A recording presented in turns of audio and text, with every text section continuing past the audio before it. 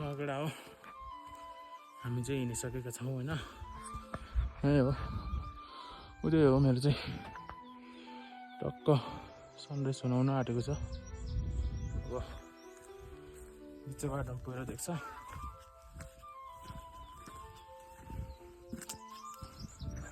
अझै बुट लगाएको छ खुट्टाको चाहिँ के हुने हो हालत थाहा छैन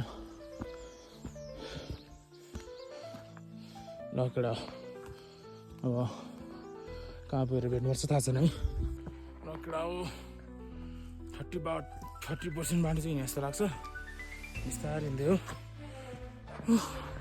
यहाँ चाहिँ पक्कै पिक चाहिँ त्यहाँ माथि पुग्नुपर्छ बिस्तारै हिँड्न केही छैन अरू चाहिँ अब जङ्गल आएको हो अब चाहिँ सकिन जस्तो छ डाँडा आइपुग्नु आयो आधी घन्टामा यति नै हो अब 2 घन्टामा त कसो नपुग्यो होला र उज्यालो चाहिँ पुरै उज्यालो भइसक्यो म चाहिँ बिहानै हिँड्ने सोचमा आएको कुरा हो होइन केही चाहिँ तिमीहरू अब हेर्छ भने त थाहा होला त्यो एउटा उकालोमा मरौदा बुलेट बाइक गइरहेको थिएँ नि त्यो दाइ र दिदी चाहिँ सँगै भन्नाले बोल्यो खानासाना सँगै खायो त्यो दार्जिलिङ हिँड्न सक्ने यस्तो छ 6:15मा हिँड्नु भन्दै थियो मैले चाहिँ म ढिलो हुन्छ होला भनेर 5 बजे नै स्टार्ट गर्दै हिँड्दै अहिले चाहिँ 5:30 भयो ल अब कहाँ पुगेर हुन्छ भेट्नुपर्छ चाहिँ फाइनल बेस क्याम्प होइन फाइनल बेस क्याम्प नै भन्छ होला आइसक्यो जस यो कडाई छ टक्कै यहाँ चाहिँ अलिक बस्ने ठाउँ सम्म रहेछ नाम त चिसो हावा अब हामी पुग्नु चाहिँ धेरै बेर छैन यहाँ माथि हो मेरो टार्गेट 15 मिनट 20 मिनटमा चाहिँ पुग्छ होला गाह्रो बोकिला लोड गाह्रो हुनाले मैले जुन सोचेको थिएँ एक्सट्रिम त्यस्तो गाह्रो चाहिँ भएन हाम्रो बेस क्याम्प त देख्दैन कुरा हो यता चाहिँ यो चाहिँ बेस क्याम्प हो है यो चाहिँ बेस क्याम्प हो यो अन्त तल यतातिर चाहिँ छ तल म बसेको रिजोर्ट चाहिँ यस्तै छ त्यहाँ हुनुहुन्छ बुढो बाजे हुनुहुन्छ माथि पुग्नु गइसक्यो अघि तल भेटेको थिएँ र कुहिरेनी थियो ओरेन नाम चाहिँ ओरेन 56 वर्ष भएको थियो बिचरा जिउ नै नचलेर तलै बसिरहेछ तल जाने नमाथि जाने एक्लै तलतिर हिँड्दै छ होला सायद है अब यस्तै छ दामी छ जे होस् भाइब्स टक्क ल माथि बसी भेटौँ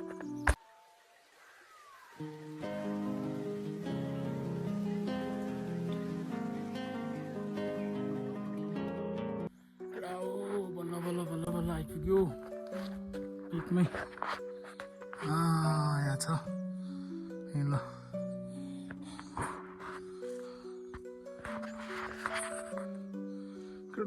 आइपुग्यो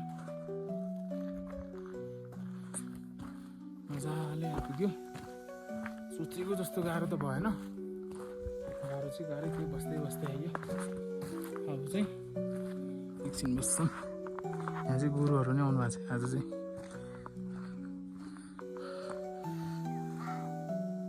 हेर्न सक्छौ तिमीहरूले टक्क हिमाल बादल अझ अलि राम्रोसँग खुलेको छैन डेन्जर हुन्थ्यो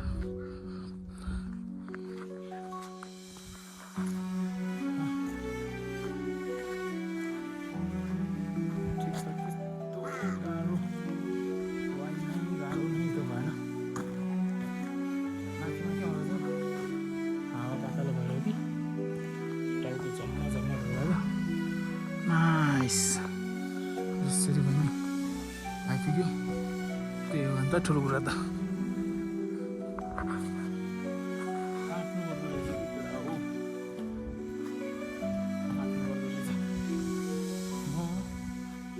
घरदेखि चोकसम्म जानलाई स्कुटर बोकेर हिँड्थेँ।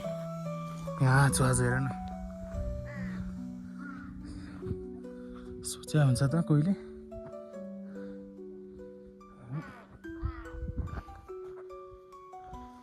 पिकमा छु कि पिकमा, हिमालहरूको माझमा। बुट लिएर आयो है। अझै पूजासुजा हुँदैछ। मेरो ब्याग यता छ। त्यो कुकुर नि आधी बाटोदेखि त मैसँग हो। अब एकछिन आनन्दले बस्नुपर्छ। त्यसपछि फोटो भिडियोहरू खिचेर घरतिर लाग्नुपर्छ बिस्तारै। र हाम्रो त यहाँ खुकुरी बोकेर हिँड्दैछ है।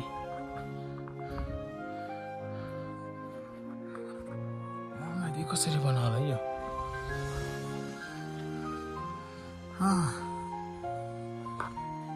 केटा हो हात पनि गल्न थाल्यो। फोटो भिडियो त्यही हो, एक्लै हो आफू त। ट्राइपड ठडाएर खिच्नुपर्छ। ट्राइपड हेर्न ठुलोवाला खोजेको, आउने दिनमै त ल्याएको, सानोवाला मात्रै भेट्यो। ठिकै छ, अनि काम चलाउ भइरहेको छ। ल केटा हो अहिले भेट्नुपर्छ।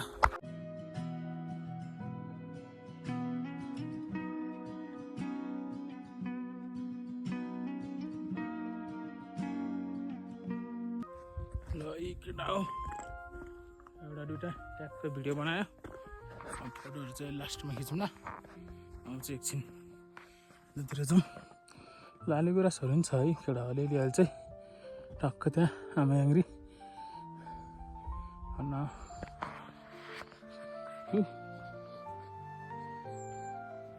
यतातिर जाउँ।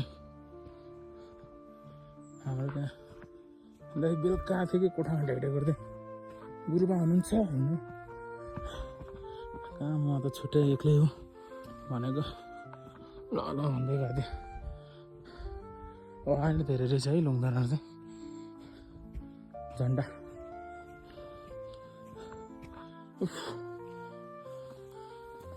काँडाले पो घोस्ला।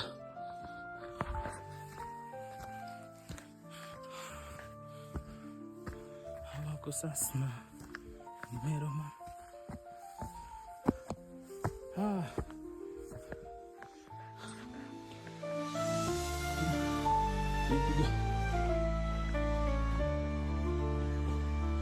दाइ चाहिँ यतैतिर हो?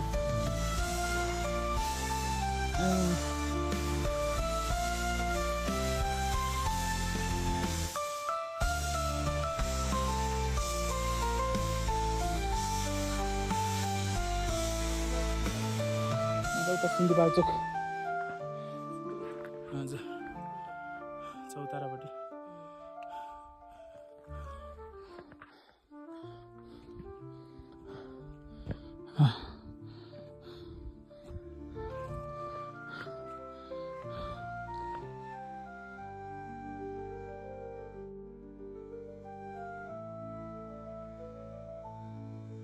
लकडा हो। अब चाहिँ म निस्किन्छु होला। बस्यो म कति झन् 1 घन्टा जति माथि बसेँ। रमाइलो भयो। पहाड होइन बादलहरू हेरेँ। यहीँ छ हाम्रो आमायाङ्ग्री। ट्याक्क माथि चाहिँ ट्रक्क सिसाको भित्र चाहिँ मूर्ति दामी छ। अब हामी जानुपर्ने चाहिँ त्यहाँ है केटा हो, त्यो है हाम्रो यो यो यो देखिरहेको छ नि तिमीहरूले, हो त्यहाँ जानुपर्छ। त्यहाँ पुगेर खाजासाजा खाएपछि चाहिँ फेरि यो बाटो हुँदै यहाँबाट माथि निस्केर यो बाटो हुँदै पुरै घुमेर यता खोइ कता हो यताबाट जानुपर्छ है। हामी चाहिँ यता यो चाहिँ मेलम्ची खोला हो, त्यहाँबाट टक्क लाग्नुपर्छ। त्यही हिजोको अब त्यो दाइ दिदी नि सँगै जाऊँ भन्दै थियो, त्यही पर्खिरह हो। उनीहरू चाहिँ अघि भर्खर आइपुग्यो।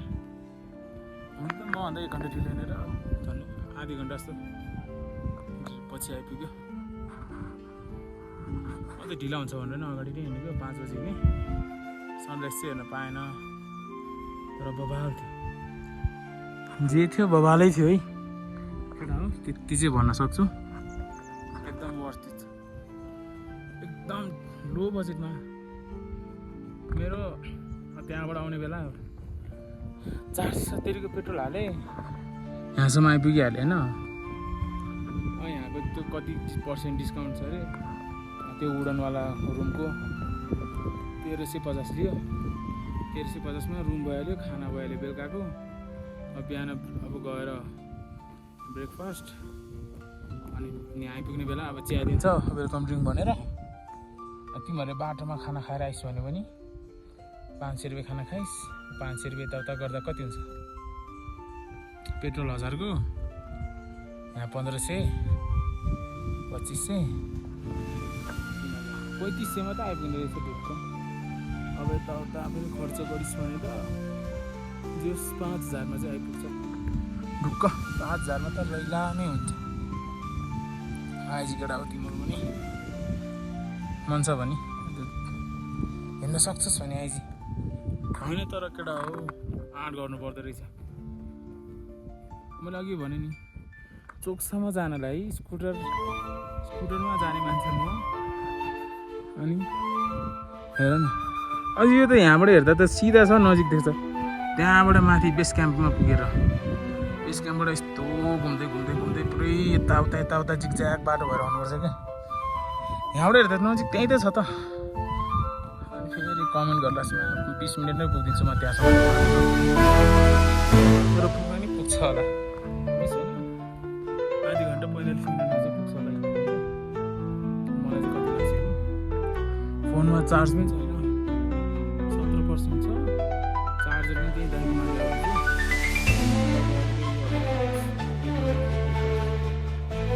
चार्ज गर्छु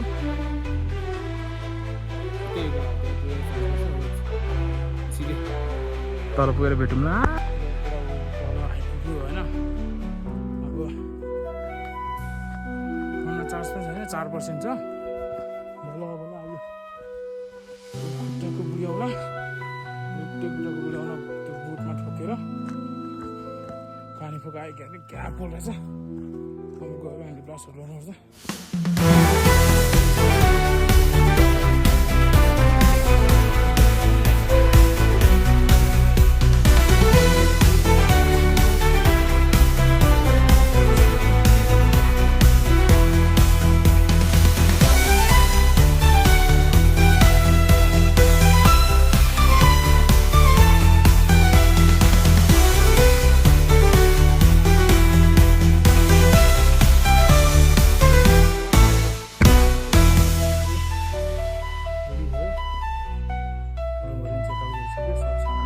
गरिसक्यो यहाँ अब उसोहरू लाग्दैछ जाडो होला जस्तो छ अब चाहिँ लाग्छौँ कतै खाना खाएर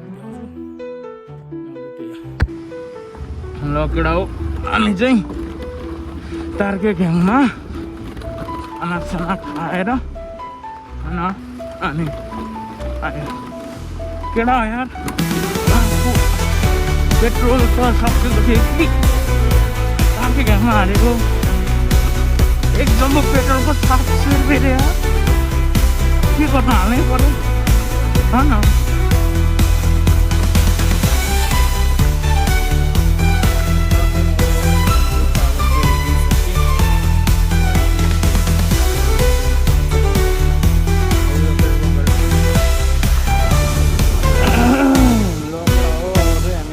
होइन अब मम्मीले के सामानहरू किनेर